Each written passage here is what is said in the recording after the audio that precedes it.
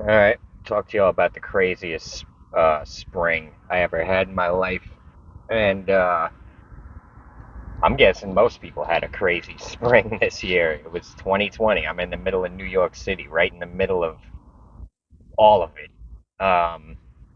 It's funny. Last week I thought it was Easter. That's why I did that eviction one because uh, the first time I got evicted was right around Easter of 2008. So I for some reason, I thought last Sunday was Easter. I went through the whole day thinking it. I didn't realize that Sunday was this Easter until like at some point during the week. I don't know, but it doesn't matter. So yeah. So now you got to realize that um, the way I was living back then. I had been back out on the street since spring of 2017. Stuff happens in my life in the spring. I can't explain it. I don't know. But usually right around Easter, my whole reality shifts. But my reality has shifted so many times that it's hard to keep track of it all. You know what I mean? I literally feel like I've lived through multiple lives. I was just watching a video earlier where Dana White is like, I'm 55. My life has flown by. My life's taken a long time. I feel like I've lived multiple lives. I'm not even kidding you. I feel like I've died and came back to life more times than I would have to write it all down. You know what I mean? Um, and there was times in my life where time was going so slow that each day was like a month. When you're really broke and everything's just going really bad, I couldn't even think of hopefully I'll make it till the spring. I couldn't even think that far ahead. There was times in the winter when I was so broke and all I could think about was making it through that day, hoping I would get enough money to eat that day and enough money to go stay at the internet cafe. It was hell, bro. It really was.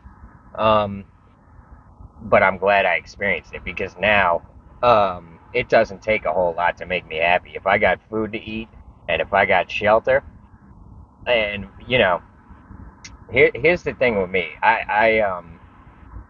If I've got like decent equipment that I can carry around, I'm good. I'm not scared of anything else. As long as you really learn what really matters. I don't know if I've said this before. I probably have, but what really matters to me is good equipment, a good sleeping bag so I can sleep at night, even if I'm sleeping on the sidewalk. I need a good sleeping bag. Um, and just quality equipment that I can carry around with me. If I've got that, it doesn't matter. I'll figure the rest of it out. If I've got because sleep is so important. Anyways, I'm getting off topic. So now, um, at this point, it was 2020, and um, I might have made a video about this before, but the difference now is it's not such a taboo subject. You know what I mean? Um, when I made the video about it before, I had to be real careful how I was saying things. I think I can be a little more open now. Um, so every winter, even when I was doing the portraits, and I'd make a lot of money spring, summer, fall, relatively for a homeless person, I made a lot of money. I would usually have hundreds of dollars, maybe even a couple of thousand in my pocket. But that would all go away during the winter because when you're doing portraits in Central Park and it's 25 degrees out, it's a lot harder to get people to stop to get a portrait. I would usually get at least one or two off every day. The whole time I was doing portraits, there was only one day the whole time that I did not get a portrait sold. One time that happened. Uh, Real quick, another funny time. It was February. I think it was February of 2017. It was a rough winter that year, and I had no money, no food, and I left my apartment in the Bronx to go out to Central Park to work. I had taken 2 days off. I had to because it was like 5 degrees out. You're not. I could go out there and work, waste my money getting on the train and coming back. I know I'm not going to make anything when it's 5 degrees out. Now, finally, a day came that was like 25, 30 degrees. I'm like, I got to try. I'm probably not going to make much, but I've got to try because I have no money. I have no food. I've got to try. I get out there. It's dead. Nothing's happening. Half the day goes by. And finally, some guy comes by and he's like, hold on, I got to sneeze. Of course, when I have to, like, when I don't want to waste time, the sneeze takes forever. Anyway, so half the day goes by, I'm not getting nothing. Not many people coming by. It ain't looking good. There's snow on the ground. It's freezing cold out. Um, some guy comes by. He's like, "What, you sell drawings?" I'm like, "Yeah, I do portraits." He's like, "I don't want to sit." He's like, "I don't want to waste my time getting a portrait. Here's $20. Just give me a drawing." I'm like, "Yeah, okay." And so I took one of the drawings off my sign and gave it to him, and he gave me $20 for it. So that day I didn't sell a portrait, but I got blessed, and I was able to eat and make it to the next day when the weather was better, and I got some portraits off. Anyways, so the winters were hard when I was doing the portraits, and so 2020 goes by, and I make it through the winter. It's February. We're getting into March. The money's getting better. I'm starting to, the pressure is coming off me. I'm starting to feel like, okay, we made it through another winter. We're getting into the spring.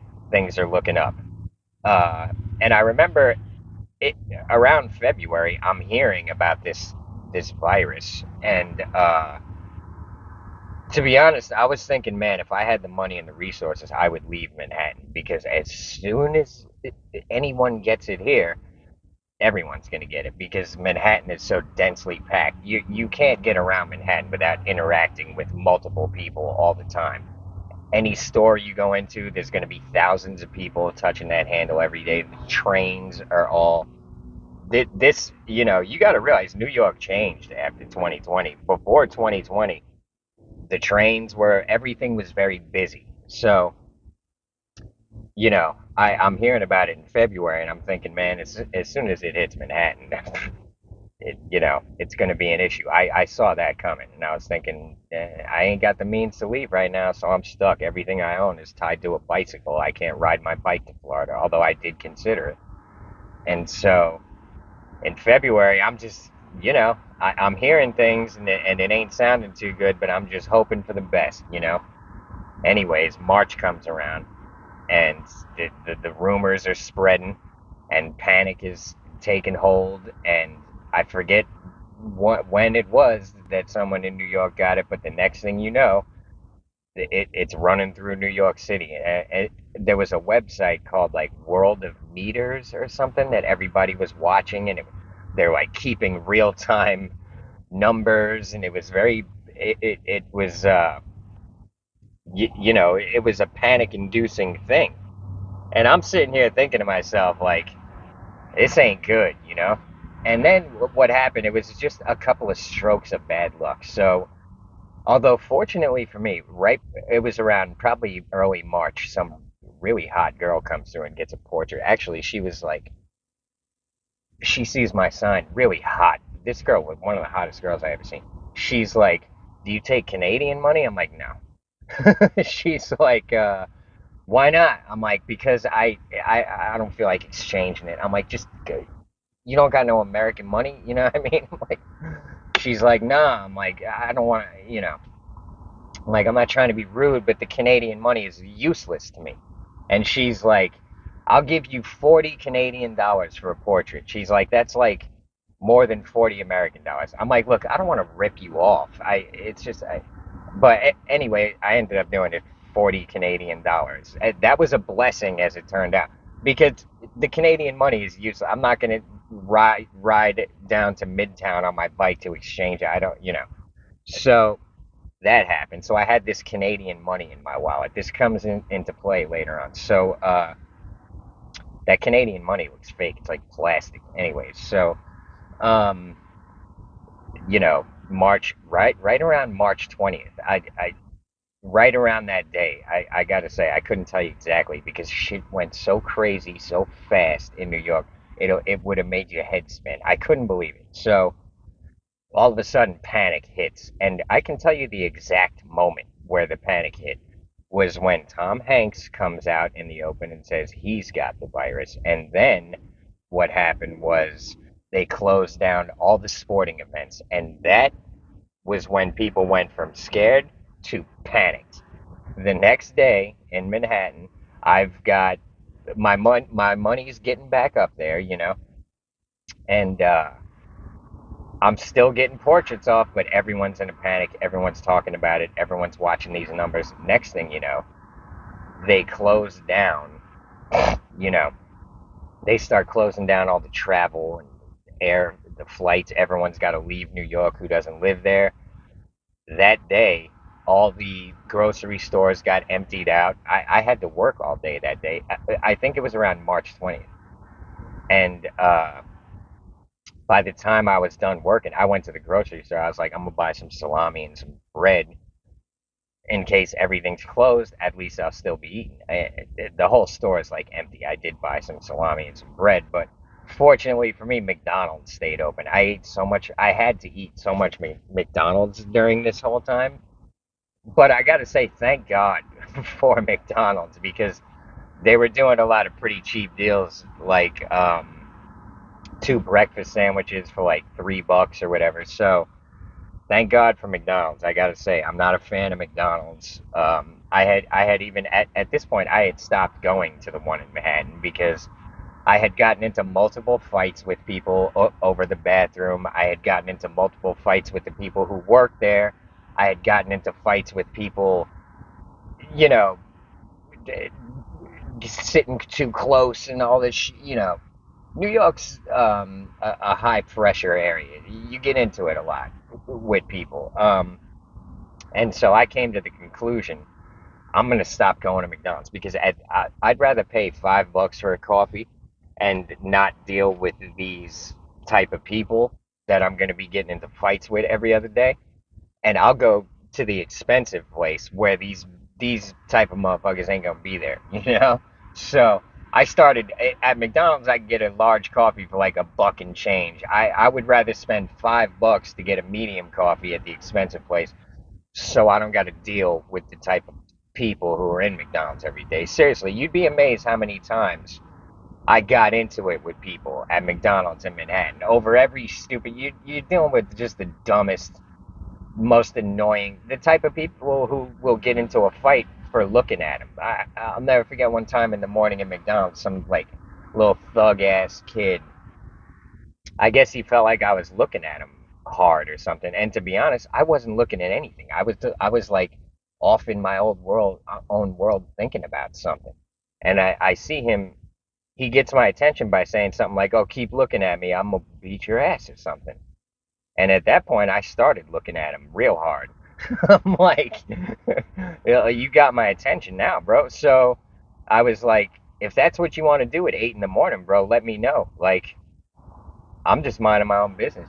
You think you're going to talk to me like that? Like, anyways, he ended up, I think he realized that I was not looking at it, and he was like, he kind of just, I forget what happened, but nothing happened from it. But he got me real angry real quick. And that was one of the last experiences where I was like, why am I here with these people? you know? Um, 8 in the morning, I got someone trying to fight me over, I'm not even sure what. and so, and I was 100% ready to go. I was so annoyed by the situation. I was like, what? like, you think you're gonna just talk to me like that and that's gonna be the end of it? Like, nah, bro. Um, and so I called his bluff. He was trying to talk tough, and I was like, boy, I would take you outside right now and smash your head through that sidewalk. Anyways, so this is why I stopped going to McDonald's. It brings out that stupid, moronic animal in me. Because when you're dealing with stupid, moronic animals, you tend to act like one. and so I stopped going there. Anyways,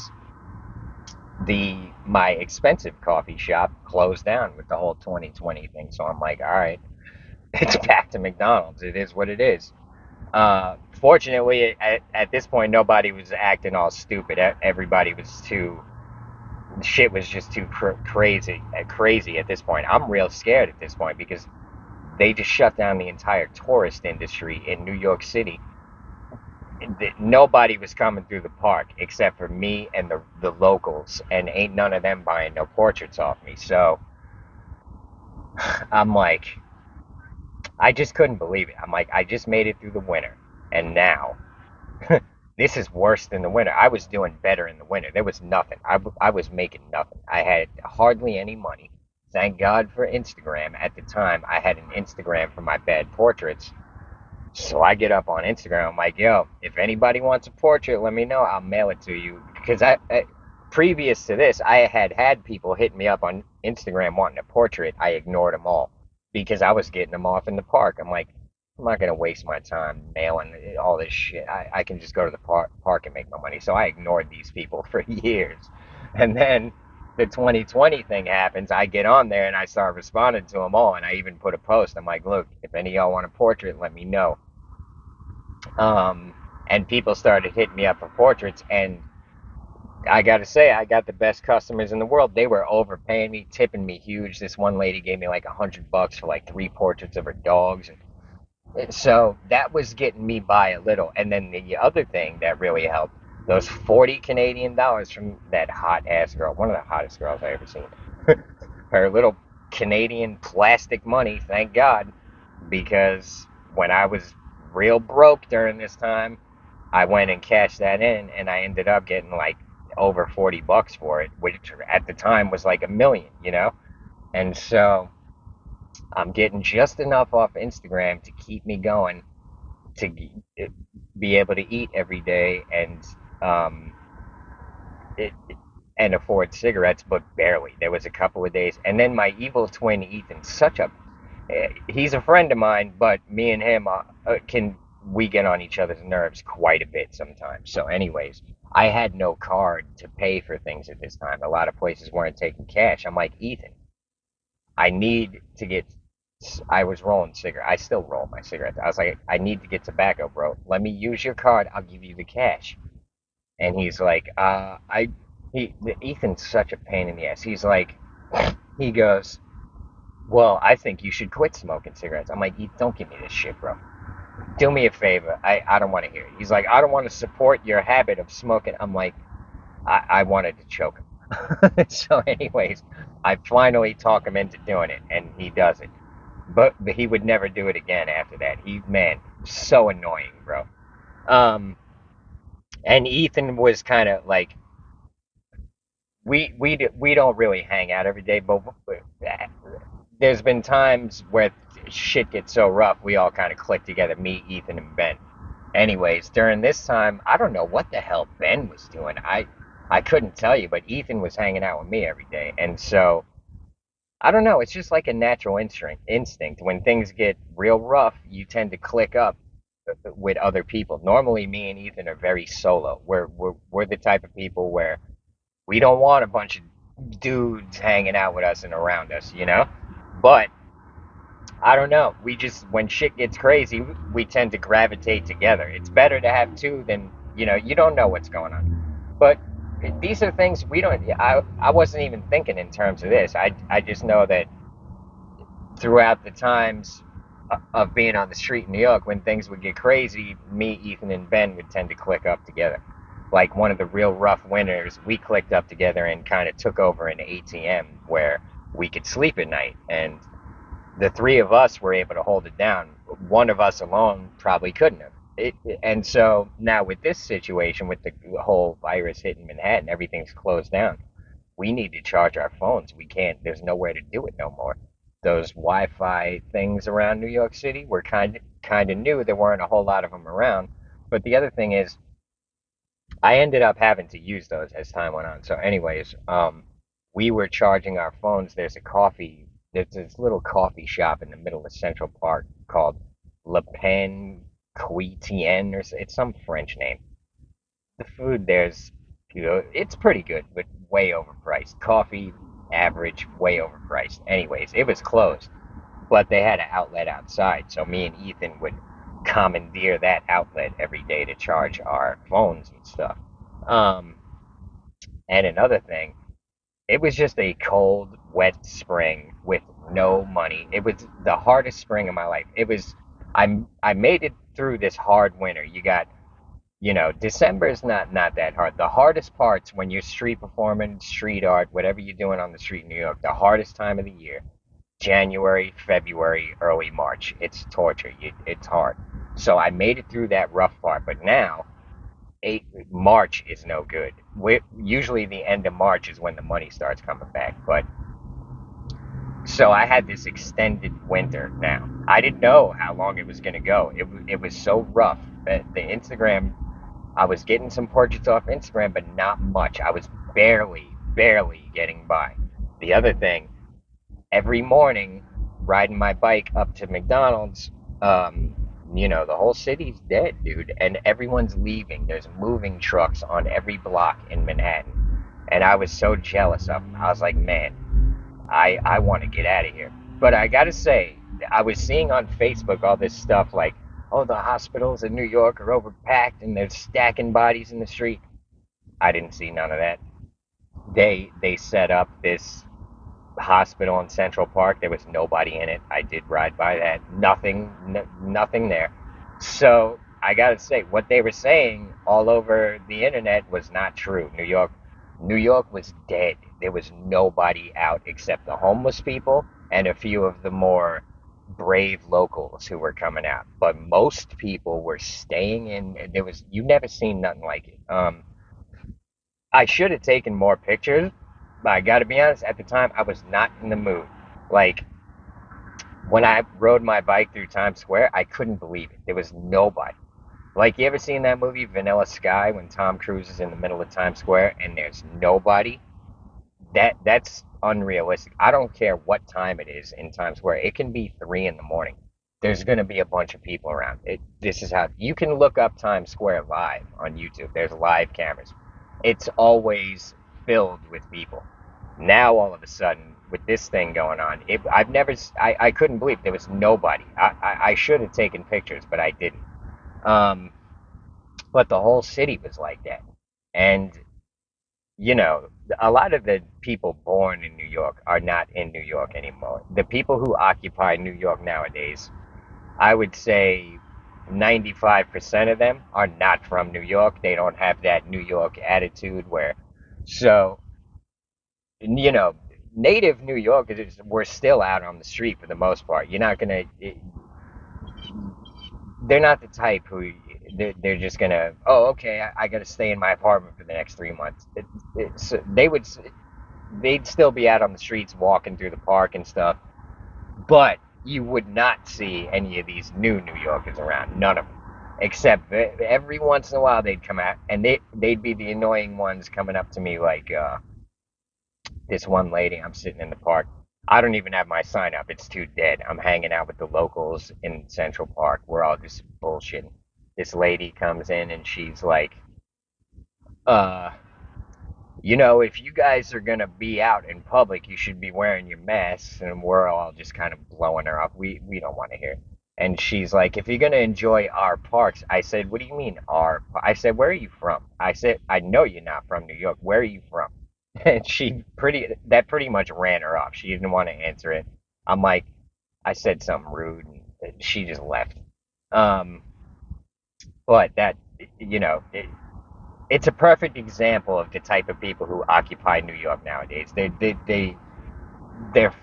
they're fucking idiots for the most part. This is why New York has turned into what it's turned into. It's not the native New Yorkers are all on either Long Island or Florida. Hardly any in the city anymore. They stole our land.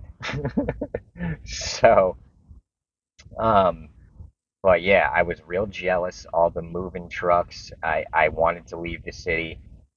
I couldn't believe it. You know, they ruined the whole city. And from what I've heard, it never really came back to what it was before that. So I witnessed like the death of New York City, in my opinion. What it is now, I don't know what it is now, but I'm glad I'm not there. I can tell you that much. Um, What ended up happening was I'm barely getting by. The only thing I can eat is McDonald's. Pretty much, it's the only thing I can eat. I'll tell you one thing that happened. This video might end up being long, but I'll never forget this. So here's a couple of things that happened. So me and Ethan charging our phones at the coffee shop in Central Park. Eventually, we're both, you could say alpha, whatever. We're the type where we're both kind of dominant type people. So if me and Ethan are hanging out every single day, eventually we're gonna start going at it. Which is exactly what happened. Me and Ethan, we're going at it bad every day. I'm tired of him. He's tired of me. Anyways, he stops coming to the coffee shop, and so I'm sitting there solo one day. Another thing they have me doing is, oh, this is what saved me too. They were giving out all the school food in Manhattan. So every day at around, I think it was noon, I had to go to one of the elementary schools and get my little bag of food, which you'd be amazed. Half of Manhattan was doing this. You got rich people waiting in line for elementary school food. None of it's good. It's nothing I would eat normally. You know what I mean? Tuna sandwiches, and I don't like tuna. I don't like fish. But I gotta say, the tuna sandwiches they were giving, one of the best things. I was looking forward to it. It's a good example of when you ain't got no food, that stuff that you wouldn't normally eat, all of a sudden it gets appetizing. Because most of the food they were giving us was like cereal and fruit and all this like sweet shit, yogurt. I don't eat none of that, you know. So the tuna fish, I was like looking forward to it, but I'm like, man, they got me waiting in bread lines in this motherfucker for food that's not very good.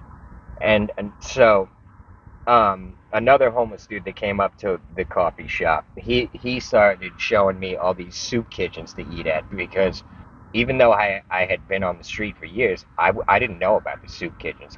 I was making money. I didn't have to go to the soup kitchens, you know. So this dude Matt, I forget his last name. I wonder whatever happened to him.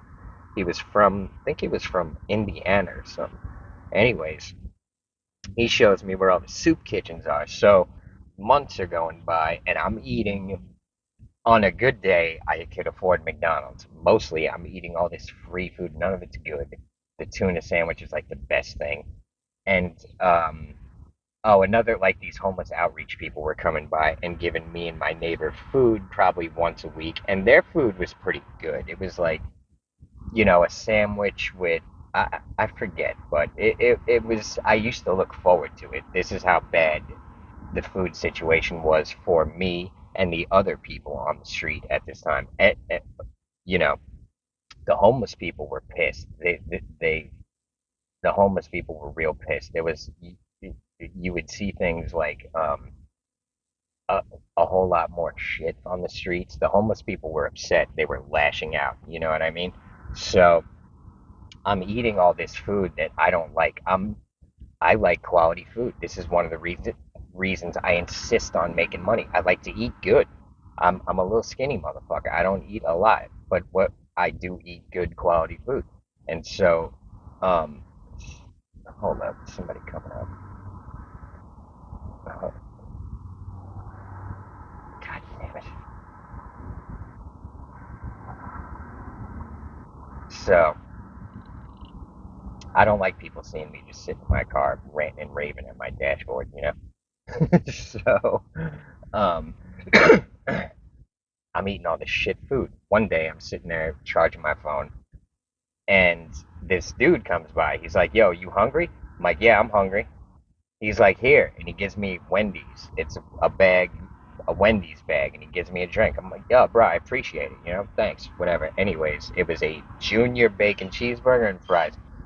At this time, I'm so used to eating crap food that it was delicious. One of the best things I ever ate, Wendy's. Something I don't even really like, but I gotta say, your taste changes when things are going like this, and you ain't eating normal, and all this. It's just havoc, you know. So it was delicious to me. My mouth's watering even thinking about it. It was just Wendy's junior bacon cheeseburger and fries and a drink, and it was like a godsend. It was delicious to me. And then what happened? Maybe a couple weeks later, I'm getting in my spot, and I hear someone's like, "Yo, yo, yo." I don't think he's talking to me. Eventually, I'm like, "Is he talking to me?" I'm like, "What's up?" He's like, "Are you hungry?" I'm like, "Yeah, I'm hungry. What's up?" He's like, "Here." He gives me a spicy chicken sandwich from Chick-fil-A. I never even had a spicy chicken sandwich from Chick-fil-A, and I hadn't had Chick-fil-A in like 10 years at this point. I'm like, "Oh, thanks, bro. I get the sandwich." And I was like, "I'm gonna wait to eat this, eat it later." I couldn't even wait to eat it. I ate it right then and there. And oh my God, it was like heaven on earth. I mean, I'm telling you, eat tuna fish for a month and then go get a spicy chicken sandwich from Chick-fil-A. Eat tuna fish and yogurt and cereal for a month and then go get a spicy chicken sandwich from Chick-fil-A. It's going to be the best thing that ever happened to you. And so, ever since that day, I'll go get me a Chick-fil-A, spicy Chick-fil-A every once in a while just to remember. And I savor every bite of it. But that was one of the greatest things I ever ate. And so, finally, what happened was I hear about the stimulus thing. And fortunately for me, I had a laptop. So, me and Ethan, oh, Ethan didn't even get the stimulus. I'm like, "You can use my computer and sign up for it, bro. Like, you're dumb if you don't do it." He's like, he didn't care. I'm like, "All right." So I sign up for the stimulus and I have him send it to my buddy's house in Manhattan. And I also signed up for Venmo and Cashapp and PayPal. I already had a PayPal, but I hadn't paid attention to it in like 10 years or something. So I get it all signed back up on those things. I get Venmo and Cashapp to send me a card. They send it to my buddy's house in Manhattan. Then I get the stimulus. And when I got the stimulus, I just went to a check cashing place and cashed it. I didn't have a bank account, but I'll never forget that day either. I went from dead broke and having nothing. And, this was probably, I got the stimulus probably around May sometime.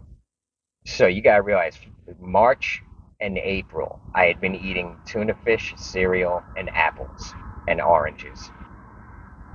And so I cashed the stimulus. And thank God for it. I go straight to Lenny's. It's a sandwich place in New York City.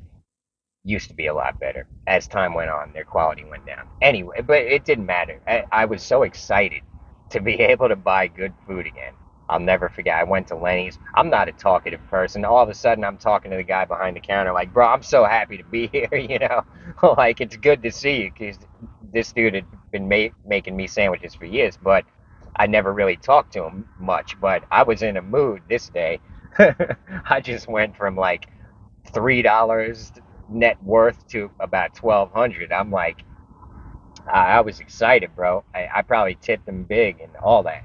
Um, and then that stimulus started running out, and here's another amazing thing that happened. I gotta say, I'm sitting there, I'm like, "Oh shit, the stimulus is running out," and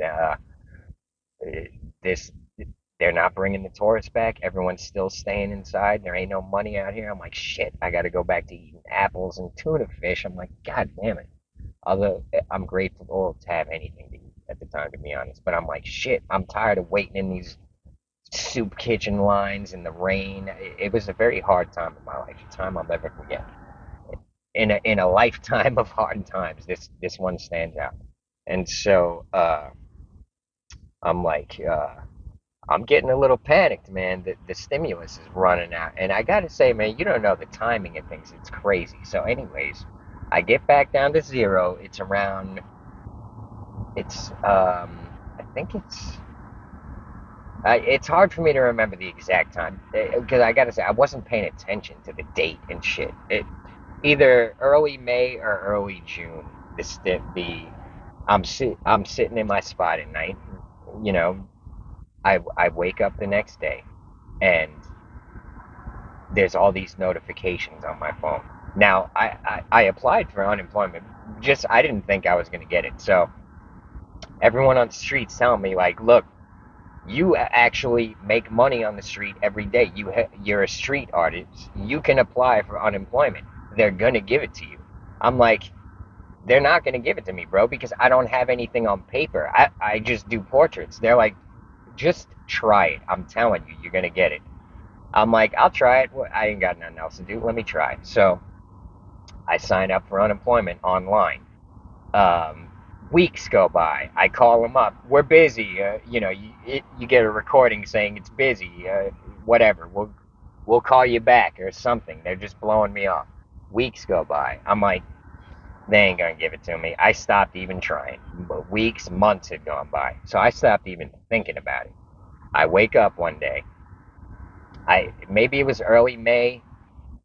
I think. I'm not sure, but there's all these notifications on my phone, and I look at it, and it says Cash App deposit $600, like 10 times. There's like 6 grand all of a sudden in my Cash App. They gave me, not only did they give me the unemployment, they gave me the back pay. And I'm like, I can't describe the feeling. It was like hitting the lotto or something. And at that point, now that I'm like, okay, I got the unemployment. I wasn't even thinking. For the first couple of hours that day, I was just so ecstatic. Nothing was even going through my head.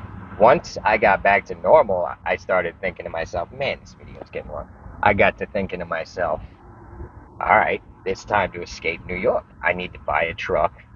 I was gonna buy one in New York and live in live in the truck in New York. I wasn't even I wasn't sure what I was gonna do anyways. I go to get my license in Manhattan. They're telling me it's a 6 month wait and all this bullshit. I'm like, man, let me just Google what I got to do in Florida because my Florida license is just expired. I Google it, good old Florida, what it says on Google. They're like, I'm like, my license is expired. It's been like 10 years. In Florida, it's like just whatever. Go into the DMV, give them $20, and you'll get your license back. I'm like, oh shit. I'm like, I'm going to Florida, bro. And so that's how I ended up back in Florida. That's how I got my CRV. That's how that all happened. And you know, it was October when I left New York, and I'll never forget it. I do miss some aspects of New York, but considering everything that's happened, I'm pretty glad I'm out of there. I do love Florida. I love New York, but New York ain't what it used to be. I do love Florida. I gotta say, Florida ain't what it used to be because half of New York came down here. The rents in Florida are getting like New York, you know. So um, I don't know what's gonna happen next. I got a vague idea, but you know, it's I don't like talking about what I'm gonna do. So y'all will see what I'm gonna do. But anyways, that was the craziest spring of my life. Um, Now I gotta say, I I'm a forgiving person. I forgive everyone. I try. You know what I mean? God wants me to be a forgiving person. I try. But I gotta say, all those people buying into all that bullshit, and man, I knew this was coming. I knew, you know, I knew we were going to be suffering for years after this situation with them. And if it was up to me, at the time, I'm glad everything worked out the way it did. But at the time, they could have kept the unemployment. Just let me do what I do. Let me keep working and doing what I do. I had I, I had plans, you know what I mean? So it, it, it whatever. God works in mysterious ways. Everything's meant to happen the way it's meant to happen. I was gonna start selling prints of my other drawings because I lost all my drawings now, but I had a bunch of cool drawings that I had made throughout my life. I was getting off the street one way or the other that year, I believe. So you know, um, but I do appreciate the unemployment and all that. Thank God for it. But if it was up to me, at that time, I would have said, keep all that bullshit. Let everything go back to normal. Let me go with my plan of I'm gonna keep doing portraits. I'm gonna start selling prints of my other drawings, which I could just print out at the library. It's nothing. I could add stacks of them, and my money was going up either way. And then so I had all these big plans, and then all of a sudden, this shit happens. I was so pissed, bro. I couldn't believe it. You know what I mean? But it all worked out. So I guess the moral of the story is don't panic. I was panicked. I ain't gonna lie. I was panicked. I was not prepared, and I am not a panicking type person. But I was panicked. I ain't even gonna lie, bro. So I just couldn't believe it, man. I still can't believe it when I think about it. Anyways, this video is way longer than I wanted it to be. I appreciate every single one of you. Happy Easter, everyone. Thanks for the subs. Thanks for the likes. Thanks for the comments. Thanks for the Patreons. I appreciate every single one of you. And yeah, happy Easter. And I'll see you on the next one. The next video is going to be pretty interesting. But yeah, everybody have a good one. I'll see you on the next one.